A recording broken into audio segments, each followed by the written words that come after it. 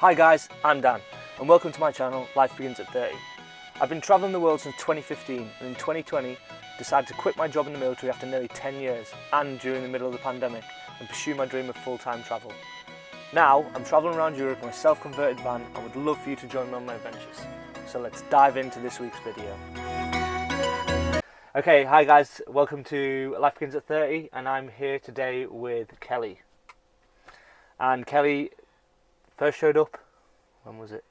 January, just after Christmas. So she turned up in Tarifa and then she's parked next to us since then and became part of the little tree family that we've got here. And today we're going to do a question and answer of all the questions that I've collected over the past week or so. And so I'm going to answer your questions today. And I've brought Kelly in to help me as a solo female van lifer. And then obviously me being a male female. Male-female? Wow, that was wrong. A male solo van lifer, so we can see the difference of the questions being answered. Experiences as well, yeah, cool. So we'll start off straight away with what's the hardest part of van life, and I'll let you start with this one. What's the hardest part? I'd say finding places to park which are legal and you know you're not going to get moved on and have a good night's sleep, for sure. And where's the worst place that you've parked? Probably Sahara Beach, where I got exposed to by two guys. Nice. I know. And for me, the hardest part of van life, I suppose not being able to find people to socialise with because I'm such a socialising person. You socialise constantly. Yeah, I constantly know. Knocking on doors. But there is times where I've been stuck in the woods or something on my own. I'm like, holy shit. Yeah, you can always move though. Yeah, so that's the joys of van life, is that you can always move, but sometimes that I will find it lonely if I can't go and speak to someone in the morning, you know. Yeah. Next question, do you miss home? So No, this is like a permanent holiday and I'm not going back. Yeah, I mean for me, because I was in the military for 10 years and I joined the military to leave home, I've always been away from home for the past 10 years, so for me it wasn't a massive move. Yeah, it wasn't a big move, but I think for some people who start van life, they will miss home. Yeah, some people get homesick and miss certain things like luxuries about home, for sure.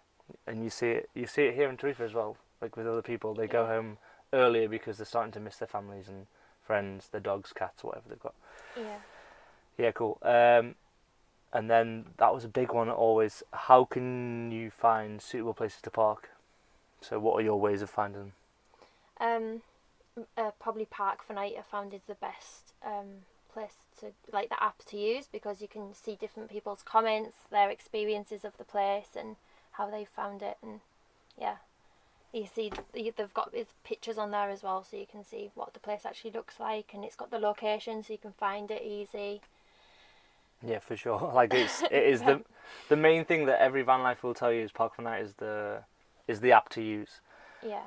The problems that I have with Park for Night is that sometimes you can look at Park for Night and see a review that'll be 3 stars, and you'll look into it and it'll be because some old woman, I'm just going to take a massive guess that it's an old woman, has wrote a review like, this place is awful because a dog was barking all night and it kept me awake. But you get to that place and it's absolutely perfect. So yeah, I've been to some that some people have had such bad reviews on, and actually it's really beautiful. Yeah, I've had the same. It's really nice. And I met some Swedish guys actually up in Marbella who said that they didn't want anyone else to park with them, so they put a 1-star review saying please to just move them. So don't always trust the reviews on Park for Night, but it's definitely one of the best things to use to find a place. Yeah. And I found other places as well is have a look on Instagram, on certain van life hashtags. People normally tag where they've parked, and also use Google Maps and use the satellite view and have a look for any open spaces. Yeah, for so sure. I've used that. And stuff. Yeah, yeah, me too. I've used that quite a few times. Study where you're going on the map as well. Don't just kind of turn up. Have a look what's around. If it's in a town, if it's next to a beach. Yeah, for sure. Yeah.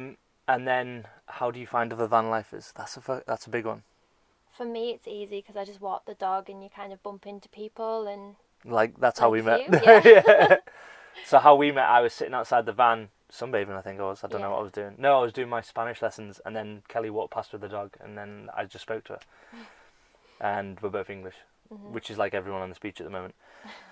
But yeah, for me to find other Vanlifers, Facebook pages. I use Facebook pages and put where I am, or I use Instagram and put where I am, and then ask if anyone's around that area. And I've met a few people doing it that way. You knock on vans as well, don't you? You actually go and introduce yourself. Yeah. Like next door neighbour Dave, who's just turned up, another English guy. Like I've just spoke to him today, and he wants to start kiting again. So that it's super easy. If there's another van, if you knock and say hello and offer a beer, I think is probably the best way. Yeah, Like, especially hey, if they're dude, do you want a beer? English. Then boom, you've got it. So it's super easy to meet other van lifers, so I wouldn't worry about that sort of stuff. This one was from a mum, and she asked, what's the best way to travel with a family, a caravan or a motorhome? And this one's hard for us to answer. I would say a caravan, because you've always got the car, so you can park the caravan up with all your stuff, your kids' stuff, and then drive the car easy accessible to like the towns and stuff. Whereas with a motorhome, you're carrying everything around with you all the time, like children's bikes and stuff. Whereas with a caravan, you can just park it, leave the bikes, and travel in a car. I think there's pros and cons. There's pros and cons for each one. I think the caravan, you've got obviously what Kelly just alluded to is parking up the car and then going to town. But then it's also a bit harder to park a car and caravan, and there's certain places that you'll pick up. Whereas if you have a van that looks like this one, for instance, that has no windows on the side, just looks like a white van, you can park it in the middle of the city centre, and then but it's a lot smaller. So I think you have to pick and choose what you want. Yeah. Do you shower regularly? Well, I've not officially showered this year, but I go in the sea every day, and I've got a natural organic shampoo and body wash, so I am physically clean because I can use that in the sea. It's not going to affect the environment or anything. So yeah, I'd say I'm clean, but I don't shower. Yeah. And for me, I'm on 4 days now that I haven't had a shower, but I do have a shower in here. So, but the thing is, it uses a lot of water. So if I can, I go into the sea, and then if I'm kiting all day, then I'm kiting in the sea, and it's just washing my body. I never really smell, which is really weird. There's a few times that I have smelled though, like the time that my shower broke and I had to travel right across from San Marino to Spain.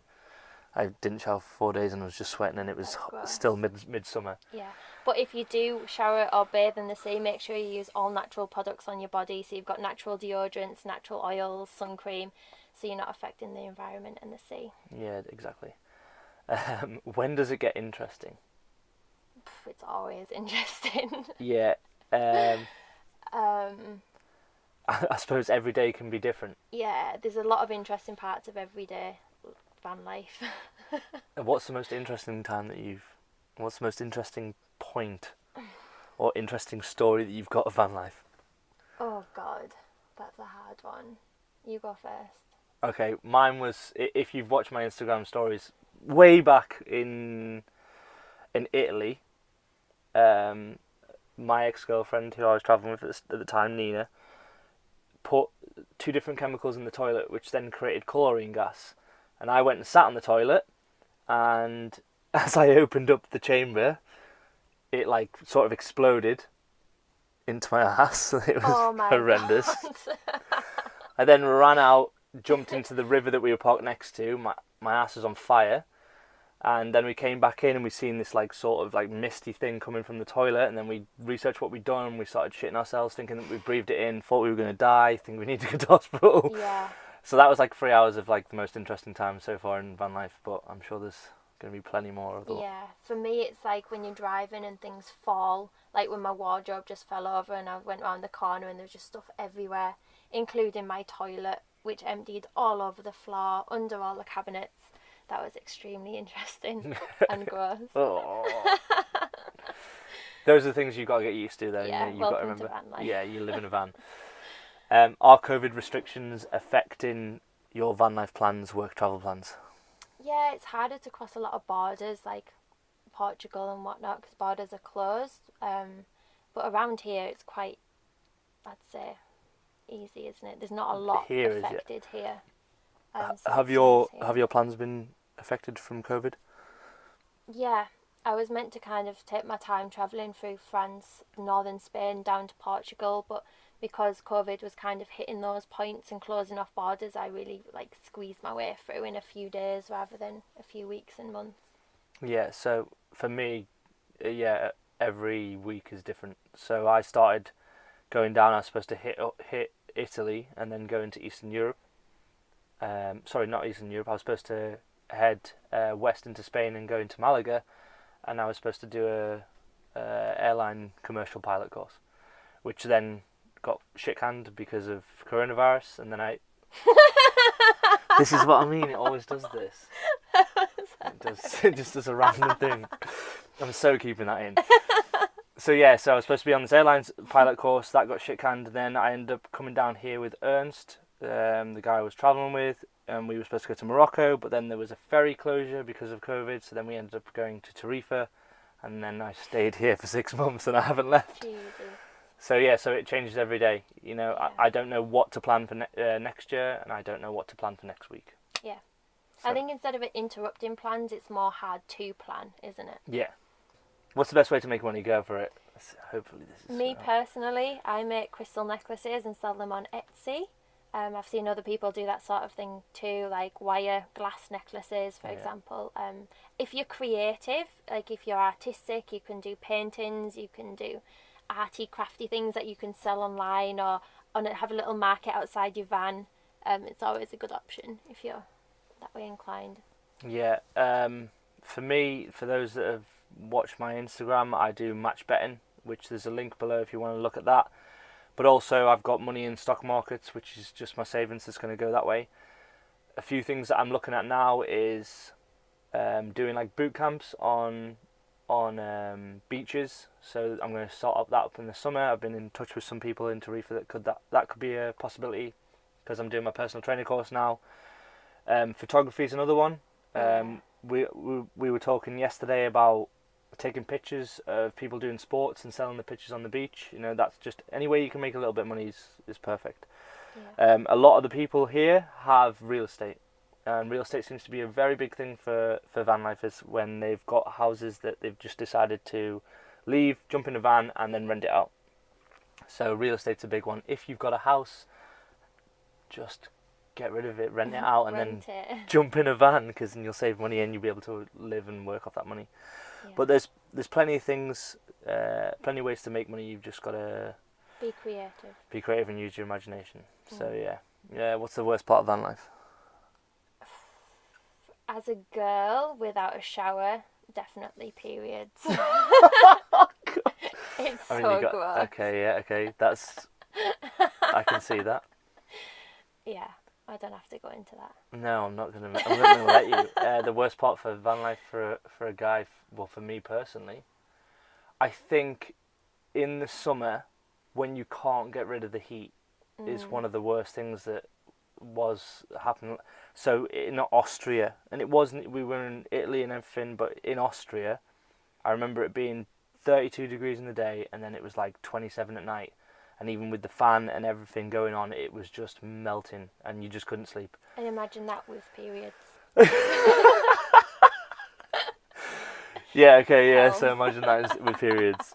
Yeah, I don't want to know that. Cool. Will we ever go back to normal life? I wouldn't say I lived a normal life anywhere, but no. I don't know. I think that I will eventually go back to normal life, but I don't. My normal life is not what, you know, the social life that the government want you to have. I don't want to get married, have kids, and buy a house at the age of 30. Depends what normal is to people. Yeah, exactly. If it means like a house, then not necessarily a house. I'd prefer like a log cabin or something more rural. And yeah, exactly. My dream is to have like an island in Southeast Asia where I can have like an animal sanctuary or something like that. Yeah. You know, that's normal for me, but yeah, it's not normal for other people. Yeah, depends what normal means. Yeah. Dream location for van life? For me, being a surfer, a diver, lifeguard, the sea, next to the sea for sure. I can't live without it. It's my therapy. It's everything to me. So I can't be anywhere away from the sea. I need to hear the waves and yeah. Yeah, okay. That's literally, I would say the same. But the one thing I hate about this living here on the sea is that sand gets everywhere. Everywhere. So the perfect location for me would be a mountain, and that you could ski down all the way down to a beach, and then maybe a lake. Yeah, So, a rocky beach, not sandy, so you don't get all the sand yeah. everywhere. So I don't know, maybe northern Italy in the Alps or somewhere like that. Croatia's somewhere, yeah. Snow, but never mind. I'm sure there's mountains high enough somewhere around there. Bulgaria. Yeah. I don't know. I really like Switzerland. I thought that was pretty brilliant. But the van screams as it tries to go up every hill. So, yeah. I know. The best location for me is the Alps. You for the beach. Any beach, I suppose. Any beach. Will we ever go to cold places? I think it depends what type of van you've got and what kind of heating. Like, I for sure has been to cold places like Scotland in the winter and stuff, and I've always just used my diesel heater, so it's not necessarily cold in the van. Yeah. It depends on your heating solutions and thermal beddings and things. So yeah, so you went to Granada when I first met you. So Granada. She's actually been to a cold place anyway already this year. For me, I've never been to, apart from Cumbria in last December. A year ago. That was pretty cold. But I left England and won't be coming back to England to live because I don't like the rain, cold and miserable days. So that was my reason to leave and jump in a van. It's depressing. Fuck yeah, it is. Why do you always seem to have a hot sidekick? Why do I always seem to have a hot sidekick? I suppose there's a lot of attractive women in van life. Yeah. Including this one who's single. And her link for Instagram is below, so everybody get on that link and start following her and message her. She's ready for it. Only if you're hot though. Ready for it. Only if you're hot. If you're not, yeah, then you've sorry. Got to be a little fitting. Yeah, for sure. I don't know why I have a hot sidekick. I don't know, I'm very social. I speak to everybody, and I suppose I just like go towards the better looking people. No, I don't think I've met any ugly people in my travels so far. You must just have good taste. In speaking to people. Yeah. Who knows? Favourite part of your van? My bed. Really? Yeah, for sure. I could spend all day, every day in my bed. And everything's reachable from my bed as well, so it's like the perfect place. So she has a Ford Transit medium wheelbase? Yeah. So it's a lot smaller than this. Yeah. I can't reach everything from my bed, so unfortunately. But my favourite thing, I don't know. I would say Fridge. Cool beers. the fridge is really good, and it runs on solar power, so I don't have to do anything about it. I do enjoy my fridge, but it's a very expensive thing to have. You know, it's not everybody's. It's not everybody has one. You don't have a fridge, do you? No. What do you dislike about your van build? Well, actually, this is interesting. So over the next couple of weeks, we will be redesigning her van. So yeah, I miss being able to sit anywhere other than my bed. So that's kind of what we're trying to. And I've got a lot of storage things like nets and things where you can see what's inside, and I kind of want them to be closed off. So we're creating like a shelving unit with doors. So everything's behind doors. I can't see everything that I own. And for me, I hate the size of my sink. Like, if you could see it now, there's one pan in there, and everything else is out. I can only wash one pan at a time. And when I was back in the barracks, I used to have two huge sinks actually. So you could wash all your stuff and then put it into another sink and like with hot water, and boom, it was so much easier. But with a tiny sink, it's a struggle. Yeah. So yeah, my sink. What would you change about your van? Like I said, the storage space for sure. It needs to be more discreet. Yeah. For me, I would have an outdoor shower and a larger water tank. For me, I very rarely use the indoor shower. It's very good on cold days and stuff, but on a hot day, I'd rather just be standing outside and... That's so doable, though. And yeah, it is. Yeah, I could easily make an outdoor shower, and I probably will make an outdoor shower to this, so it's got both. I built my indoor shower for the resaleability, if that's even a word. So yeah, don't think I'd build a shower in my next van build. Top 3 places in Spain. Yeah, top 3 places in Spain. Tarifa. Obviously. I like Granada. Granada was beautiful. That's mine the as well. Mountains, yeah. And I've not visited a lot in the van. So for me, it's Granada, Tarifa, and I would say Ronda, but it's more of a day thing. But I really like the Delta Ebra, which is just south of Tarragona and just north of Valencia. Valencia is really nice as well, but just above that there's a big national park with loads of flamingos. I love flamingos. And it was the first time I'd ever seen wild flamingos before, and I didn't even know you could get them in Spain, so yeah, it's amazing. I was pretty amazed by that. So yeah, Delta Ebra. But they're not pink, they're white. No, these ones were pink. They were pink? Yeah, they were I've pink. seen white ones Yes, in they were Portugal. pink. Wow. It was amazing. And they fly as well, which is something I didn't know. Yeah. I thought they just stood there all day on one leg. Does your van squeak when doing the dirty? I don't even know how my suspension has handled it. I'm not going to lie. I'm not going to lie. Sometimes it must. You can do it without squeaking, Yeah. I'd say. Depends if you've got neighbours and how close the neighbours are. But I've seen hundreds of vans, and you know exactly what's happening inside. But the problem is even if I walk down there, my van still does this. Yeah. So, you know, you could just be having a dance. I've had a dance in here before. Yeah, I dance a lot. But I'm sure my suspension has got enough WD-40 for it not to squeak. Yeah. So, how much freedom do you have now? As much freedom as we want. Yeah, I think this is the only way to live with this amount of freedom. Yeah. And it's definitely one of the reasons why I jumped into van life, because I wanted freedom from the military. I didn't want that sort of structured lifestyle. I miss the structure, but I didn't want that stuck in there and I couldn't get out. And this way I can just do whatever I want. If I don't like my neighbour, like if I didn't like Kelly one day, I'd just go move. Yeah, you can do what you want, when you want, where you want. Exactly. Yeah. This is a big one, especially for solo female van lifers, I suppose. What are the safety concerns when travelling? A lot. And do you feel safe? Yeah. Some places I don't feel safe, but if ever you have that inkling, then you can just move, which is a good thing. I always make sure I can get into my cabin. It was an important thing in my van build. So if anything did happen, I can instantly just get in the front and drive off. My keys are always accessible. I have a few little weapons, like a walking stick, which isn't necessarily a weapon, but can be used as one. I guess it depends on yourself as well. If you're in tune with your intuitions and you get a bad feeling or a bad vibe about somewhere, you know to move, so you just wouldn't park in those places. Yeah, for me, I think as soon as my doors are locked, I feel safe.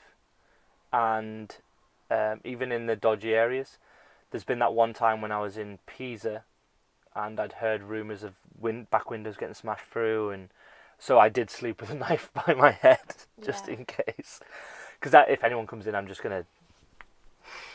It helps to have a dog as well. Yeah, and your dog barks at everything. Yeah. But when you were in Portugal, you had problems? Yeah, in Portugal it was tough. A lot of the locals took vandalism as a way of getting rid of Vanlifers. There was a lot of people having the windows broke, the tyres put down, graffiti on the side of the vans, people putting fires underneath the vans and smoking people out. So that made me feel very unsafe. I'd go to a campsite, but the campsites were getting full because everyone then wouldn't want to be on the streets, and that's why I ended up in Tarifa, because it was a dangerous place to be. And if you don't know about Portugal, I'm sure there's hundreds of YouTube videos at the moment regarding the problems that van life is in Portugal, and van life is pretty much over in Portugal, from what I've heard. It's now illegal to wild camp there for these reasons. So I don't know, to conclude, do you feel safe? Yes, I do when the doors are locked, but there are certain places that I haven't, and it's just the same as when you're backpacking around South America or Southeast Asia or America or wherever you are. You know, use your wits about you. If you don't feel like it's safe, then move on. You can make yourself feel safe, even despite the location. Stay in a place with street lit. Well lit, yeah. I always make sure that there's more than a few vans there. I'll never park by myself. I'll always make sure I've got neighbours for that reason. Travelling with kids at the moment, is it possible? Is it safe? Are there campsites open? There are a few campsites open, and at the moment they are cheap because of COVID. They've reduced their rates dramatically. And I've seen a few people with kids. There's loads of kids about. Yeah. Loads of kids about. Everyone's travelling with kids. So yeah, it's totally okay to travel with kids at the moment. It is possible. It is safe, and there are campsites open. So yes. Did you find the things that truly matter? If so, what were they? That's deep. That's so deep. For me, what truly matters is to be happy. And have I found happiness? Yes. That's my answer to that. I don't even know how to answer that one. Oh. Things that truly matter to me was freedom. And as soon as I jumped in this van and left the UK, I felt free, completely free. So yeah, of course. If those are things that you want to do, and as soon as you do them, go for it. Yeah, just do what makes you happy. Yeah, this one's for me. The structure in the military. Do you miss the structure? Yes, I do. I think that's one of the reasons why I split up with my ex-girlfriend in a van, because there was no structure and we were just like on top of each other all the time. So it's really hard to live with someone else in the van. I have spent the past 10 years with structure, waking up at a certain time, going out, doing exercise, going to work. And now I don't. Now I haven't set an alarm since I left the military, and it's been absolutely amazing. I've felt so much better. I've slept for so much longer. So yeah, you can create structure in a van life though. For sure, I mean, your time is up to you. How you spend it is up to you. So you can choose what and where you want to do things and when. Yeah. What's the most expensive thing beside the gas?